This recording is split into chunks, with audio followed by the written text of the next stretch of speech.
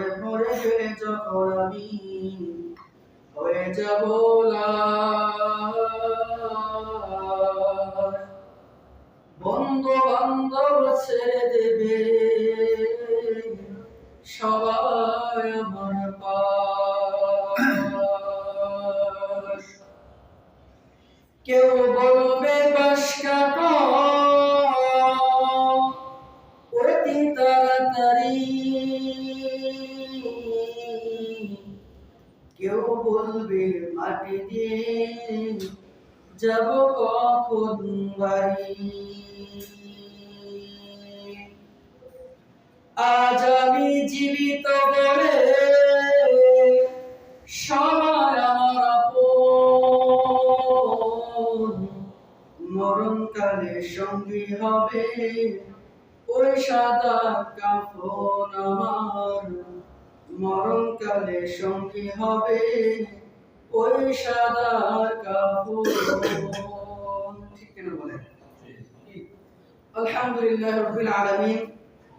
শুকর ও সুজুদ আল্লাহ রাব্বুল ইজ্জাতের শানে, যে আল্লাহ পাক মহামহিয়ান আমাকে আপনাকে ফিতনা ফাসাদের জামানায় দুনিয়ার সকল ফিতনা ফাসাদ থেকে মুক্ত করে মহামান্বিত হুকুম পবিত্র জুমার নামাজ আদায় করার লক্ষ্যে অত্র এলাকার অসংখ্য মানুষ থেকে যাচাই বাছাই করে আমাদেরকে রহমতের চাদরে আবৃত করে তার পবিত্র ঘর মসজিদের ভিতরে এনেছেন। আমরা সকলে দিল থেকে পড়ি আলহামদুলিল্লাহ। অসংখ্য দরুদ সালাম বর্ষিত হোক সৃষ্টির শ্রেষ্ঠ মাখলুকাত ফখরে মওজুদাত রহমাতাল লিল আলামিন শাফিউল মুজনিবিন, যে মহামানবের হাতের ভিতরে আল্লাহ পাক রব্বুল আলামিন আমাদের শাফাআতের টুকরা রেখেছেন। আমরা তার প্রতি সকলে দিল থেকে পড়ি সাল্লাল্লাহু আলাইহি ওয়াসাল্লাম। মুহতারাম হাজিরিন, আমি আজকে আপনাদের খিদমতে যে বিষয়টি নিয়ে আলোকপাত করার ইচ্ছা পোষণ করেছি সেটা হলো কিয়ামতের ভয়াবহতা। জোরে বলেন, কিসের ভয়াবহতা? কিয়ামতের ভয়াবহতা। তো যে সূরাটি তিলাওয়াত করেছি, যে আয়াতগুলো তিলাওয়াত করেছি, এটা হলো 30তম পারার সূরা, অর্থাৎ 30 নম্বর পারার 3 নম্বর সূরার শেষ অংশ থেকে তিলাওয়াত করেছি। তো এই আয়াতের ভিতরে আল্লাহ পাক রব্বুল আলামিন এই মানব জাতিকে লক্ষ্য করে কি মেসেজ দিলেন? আমরা এখন দুনিয়ার ভিতরে বাস করছি, দুনিয়ার ভিতরে চলাচল করছি। দুনিয়ার ভিতরে চলাচল করতে গিয়ে আমাদের মা বাবা ভাই বোন আত্মীয় স্বজন স্ত্রী সন্তান আছে কিনা নাই? জোরে বলেন, আছে কিনা নাই? এখন আমরা যদি আমাদের দুনিয়াতে চলার ক্ষেত্রে কোনো বিপদের ভিতরে পড়ে যাই, আমরা যদি কোনো মুসিবতের সম্মুখীন হয়ে যাই, এই মুসিবত থেকে আমাদেরকে মুক্ত করার জন্য সর্বপ্রথম আমাদের বাবা এবং ভাই এগিয়ে আসে। কথা বলেন ঠিক কিনা? আমরা কথা বুঝতেছেন তো? সম্মানিত হাজিরিন, আমরা যখন দুনিয়ার ভিতরে কোনো বিপদের মধ্যে পড়ে যাব, আমাদের মা বাবা ভাই বোন সন্তানেরাই আমাদেরকে কি করেন? বিপদ থেকে মুক্ত করার জন্য এগিয়ে আসেন বা আমাদের সাহায্য করার জন্য তারা ছুটে যান। কিন্তু আল্লাহ পাক রব্বুল আলামিন যে কিয়ামত সংঘটিত করবেন, এই কিয়ামতের ভয়াবহতা কেমন হবে, এই কিয়ামত কেমন পরিস্থিতির মধ্যে আল্লাহ পাক রব্বুল আলামিন আমাদেরকে উপস্থিত করবেন, এই ভয়াবহতা আমাদেরকে আল্লাহ পাক স্মরণ করার দেওয়ার জন্য কুরআনের অসংখ্য আয়াত নাযিল করেছেন। এমনকি একটা সূরা আছে, সূরা আল-কারিয়া। যার বলেন নাম কি? আমরা পড়ি না আল-কারিয়া, আল-কারিয়া, এই সূরা আমরা সকলে জানি কিনা? এই পুরো সূরার ভিতরে আল্লাহ পাক রব্বুল আলামিন কিয়ামতের ভয়াবহতা সম্পর্কে আমাদেরকে জানিয়েছেন, আমাদেরকে বুঝিয়েছেন যে ও দুনিয়ার মানুষেরা, তোমরা তো দেখিয়া তোমরা তো মনে করছো যে দুনিয়া তোমাদের চিরঞ্জীব হবে, এই দুনিয়া তোমাদের চিরস্থায়ী হবে। এই দুনিয়ার মেয়ে লোক পুরুষেরা, তোমরা শুনে নাও, এই দুনিয়া তোমাদের জন্য চিরস্থায়ী নয়, এই দুনিয়া তোমাদের জন্য চিরকাল থাকার জায়গা নয়। সম্মানিত হাজিরিন, আল্লাহর হাবিব সাল্লাল্লাহু আলাইহি ওয়াসাল্লাম যখন সাহাবায়ে-কেরামকে কিয়ামতের কথা শোনালেন, কিয়ামতের কথা শোনানোর পরে সকল সাহাবী কিয়ামতের চিন্তায় বেহুঁশ হয়ে পড়ে গিয়েছে। সাহাবায়ে-কেরাম কান্নায় বিভোর হয়ে গিয়েছে। আল্লাহ নবী সাল্লাল্লাহু আলাইহি ওয়াসাল্লাম বলেন, আমার সাহাবায়ে-কেরাম তোমরা শুনে নাও, কিয়ামতের ভয়াবহতা কেমন হবে। মানুষগুলো যখন কিয়ামতের ময়দানে উঠবে, এক একজন মানুষ উলঙ্গ হয়ে উঠবে। মানুষগুলো, পুরুষেরা খৎনাবিহীন অবস্থায় উঠবে। সাহাবায়ে-কেরাম বললেন, ইয়া রাসূলুল্লাহ, ইয়া হাবিবাল্লাহ, তাহলে কি সেই যখন আমরা উলঙ্গ অবস্থায় উঠবো, আমরা কি কেউ কারো দিকে তাকাবো না? সাহাবায়ে-কেরাম বললেন, ইয়া রাসূলুল্লাহ, ইয়া হাবিবাল্লাহ, আপনি তো বলছেন যে কিয়ামতের ময়দানে মানুষগুলো বিবস্ত্র হয়ে উঠবে, খৎনাবিহীন অবস্থায় উঠবে। ওগো আল্লাহর রাসূল, তাহলে আপনি আমাদেরকে বুঝিয়ে দিন, তাহলে কি আমরা কেউ কারো দিকে তাকাবো না? আমাদেরকে লজ্জা লাগবে না? দেখেন সাহাবায়ে-কেরাম কেমন লজ্জাশীল ছিলেন, তাদের চিন্তা চেতনা কেমন ছিল। এমনকি আমাদের আম্মাজান হযরত আয়েশা রাদিয়াল্লাহু তাআলা আনহা উনি রাসূলকে বললেন, ইয়া রাসূলুল্লাহ, আমরা আপনার স্ত্রী, আমরা তো উম্মাহাতুল মুমিনিন, মুসলমানদের আম্মা। ওগো আল্লাহর রাসূল, তাহলে আমাদের এই অবস্থা কি হবে? আমরা কি উলঙ্গ হয়ে উঠবো? আমরা কি বিবস্ত্র হয়ে উঠবো? আল্লাহ নবী সাল্লাল্লাহু আলাইহি ওয়াসাল্লাম বললেন, আয়েশা, এই কিয়ামতের পরে এমন হবে, এই মানুষগুলো কিয়ামতের দুশ্চিন্তা বন্য পানির মতো ছড়াছড়ি করতে থাকবে, বন্য পানির মতো ছড়াছড়ি করতে থাকবে। কেউ কারো দিকে তাকানোর মতো সময় থাকবে না, কেউ কারো দিকে তাকাবে এই চিন্তাও তার মাথার ভিতরে আসবে না। আর তুমি তো বিমর্ষের কথা বলছো। সম্মানিত হাজিরিন, এই যে একটা কঠিন পরিস্থিতি আমাদের জন্য অপেক্ষা করে আছে, এই বিষয়টি নিয়ে আমরা কতটুকু চিন্তা করেছি? এই বিষয়টি নিয়ে আমরা কতটুকু চিন্তা ফিকির করেছি? আমরা তো মনে করছি যে দুনিয়ার চাকচিক্য, এখানে আমরা চিরস্থায়ী হব, এরকম নয়। এটা চিরস্থায়ী জায়গা নয়। আমার বাবাজিরা, আল্লাহ পাক রব্বুল আলামিন কোরআনে হাকিমের সূরা আবাসার ভিতরে স্পষ্ট করে দিলেন, ইয়াউমা ইয়াফিরুল মারউ মিন আখিহি ওয়া উম্মিহি ওয়া আবিহি। আল্লাহ নবী বলেন, কিয়ামতের দিন, কিয়ামত শব্দটা কিয়ামতের দিন জোরে বলেন কোন দিন? এখানে কিয়ামত শব্দ দ্বারা বোঝানো হয়েছে কিয়ামতের দিনকে। আল্লাহ পাক রব্বুল আলামিন বলেন, ইয়াফিরুল মারউ মিন আখিহি, সেই দিন অর্থাৎ কিয়ামতের দিন আপন ভাই তার আপন ভাই থেকে পলায়ন করবে। জোরে বলেন কাছ থেকে? আপন ভাই তার ভাই থেকে পলায়ন করবে। দুনিয়ার ভিতরে আমরা বিপদের মধ্যে পড়ে গেলে যাদের বাবা আছে তারা আমাদের কি করতে যায়? সাহায্যের জন্য ছুটে যায়। বাবার পরে আমাদের কি করে? ভাই আমাদের সাহায্যের জন্য ছুটে যায়। আল্লাহ পাক রব্বুল আলামিন বলেন, কিয়ামতের এমন ভয়াবহতা হবে যে আপন ভাই থেকে পলায়ন করবে। চিন্তা করে নেব অবস্থা কেমন হবে। আমার বাবাজিরা, এরপরে আল্লাহ পাক রব্বুল আলামিন বলেন, উম্মিহি ওয়া আবি, তার মাতা পিতা হতে কি করবে? মানুষ পলায়ন করবে।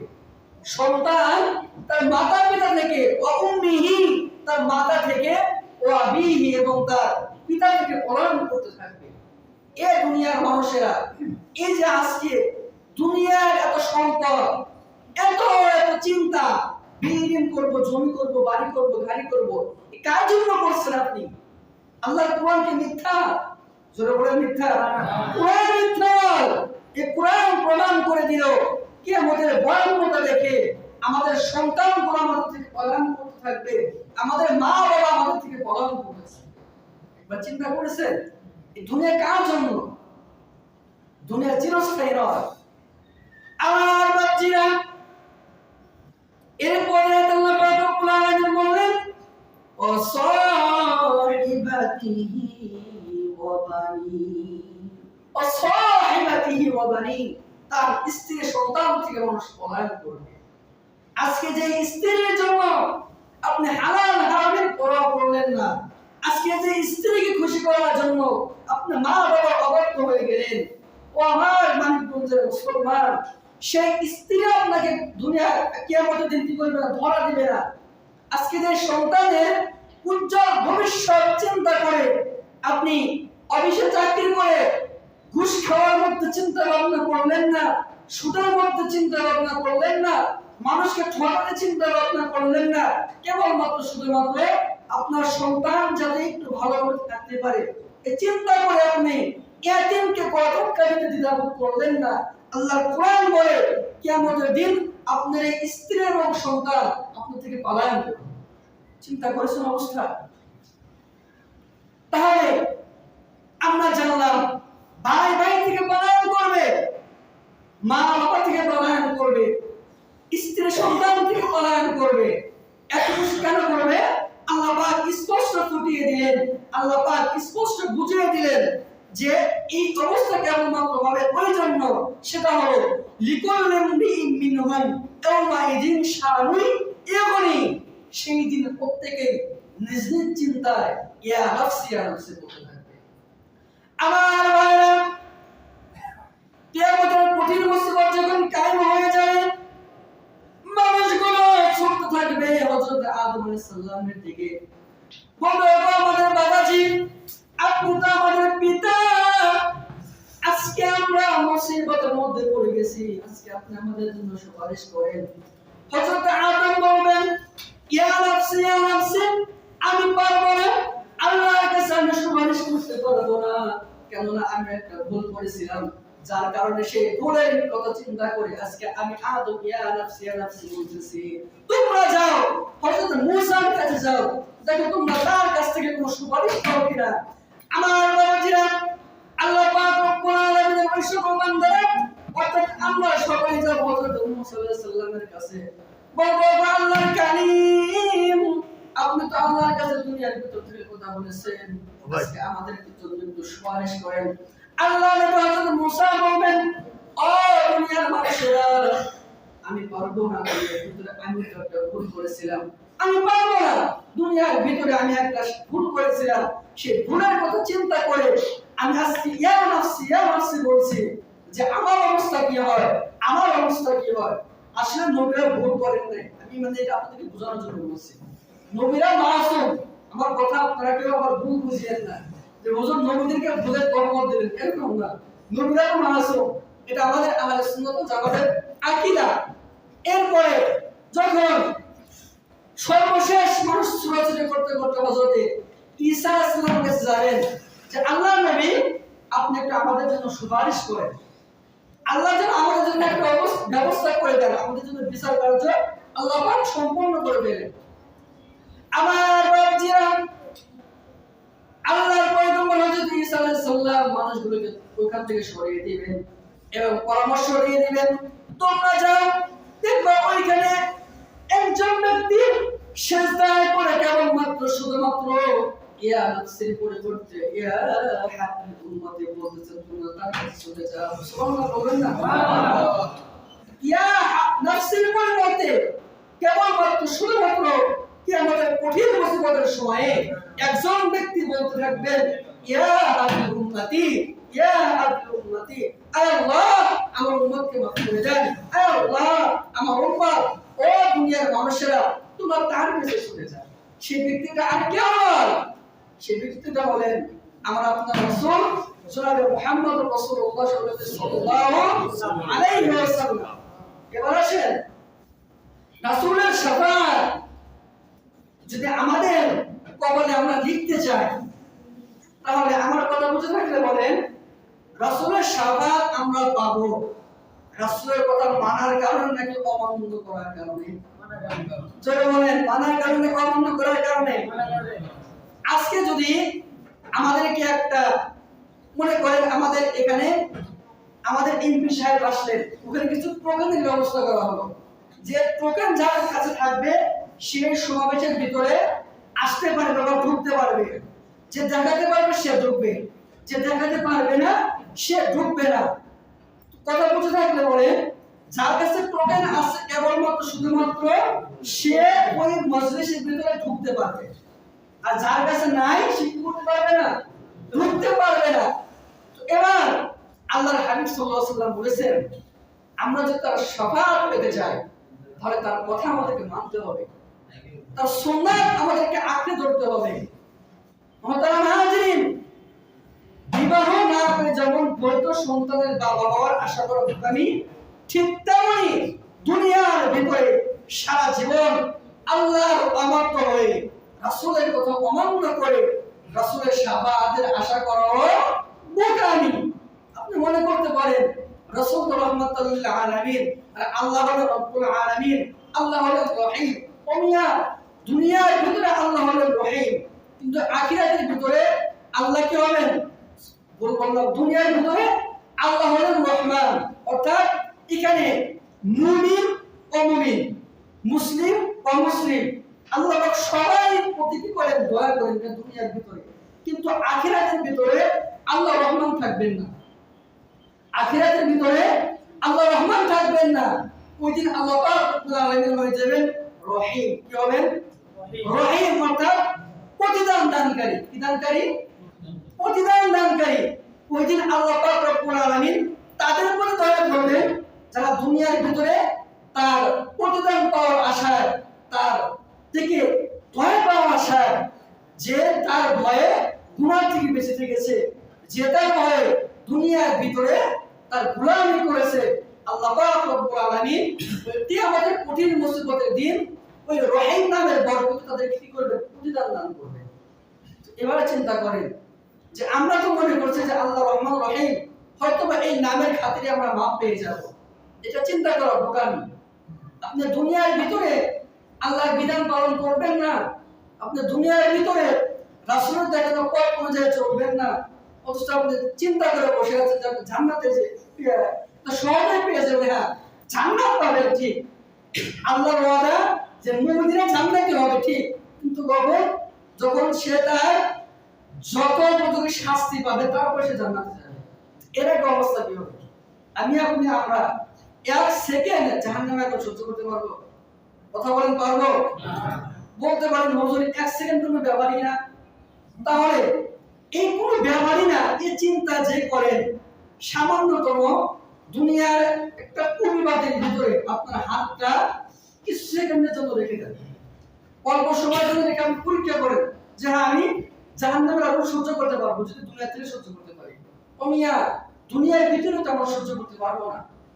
দুনিয়াতে তো আগুনের মাত্র 1/3 অংশ দেওয়া হয়েছে, আর বাদ বাকি অবশিষ্ট 99 বা তার চেয়েও বেশি আল্লাহ পাক রব্বুল আলামিন আগুনের পাওয়ার রেখে দিয়েছেন। চিন্তা করেছেন অবস্থা কি হবে আমাদের? তো যে কথাগুলো বললাম, আল্লাহ পাক রব্বুল আলামিন আমাদের সবাইকে কথাগুলো সঠিকভাবে বুঝে